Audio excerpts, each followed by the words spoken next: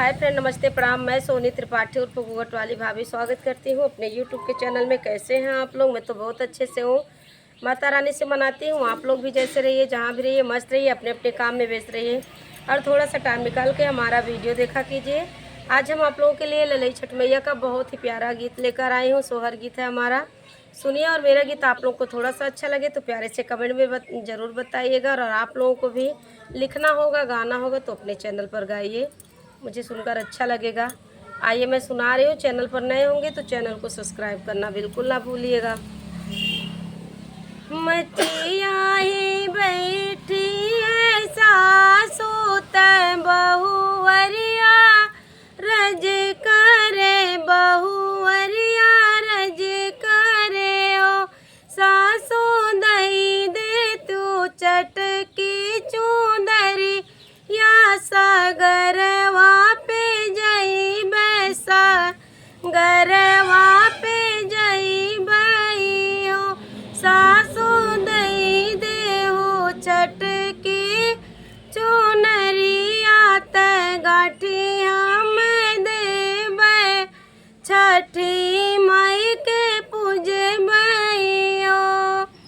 सासू ते बोलहु ना पाई ना नद बात बोले, ननद हंसी बोले लियो, भौजी तुहरे तय होई है बेटिया वात के छठी आई हो, भौजी तुहरे जे बाटी बेटिया वात के छठी आई हो।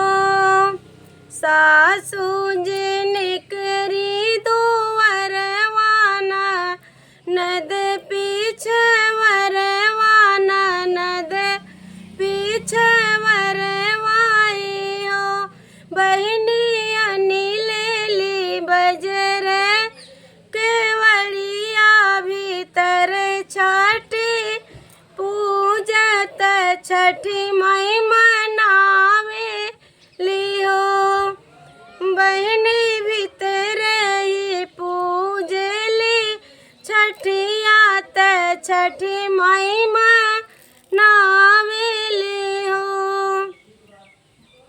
अंगना में खोदली सागरवा, त भीतरा बनावेली भिटवा बनावेली हो, सखिया मटिया के पुतरा बनाई, तै मुहवा के धोवे ले कजरा लगावेली हो, सखिया मटिया के पुतरा बनाई, मुहवा के धोवे कजर लगावेली हो,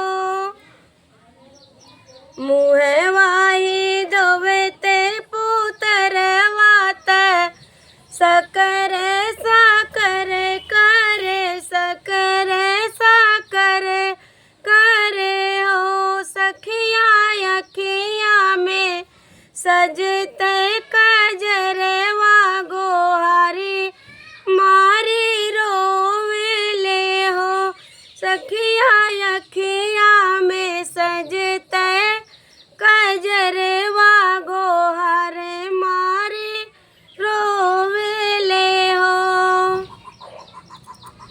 सासू जी दुवरे से आवेले, नंदी सुन धावे, ननद सुन धावे हो, बहुआ के कर रोवे लागल वाके मड़िया के भीतर हो, बहुआ के कर रोवेला ललनवा के वड़िया ना खोले उहो, एक हाथे खोले ले के वड़िया, तै दूजे में होर लेवा, तै दूजे में लालनवा इहो, सासू मटिया के बने पुतरवा रोवन कैसे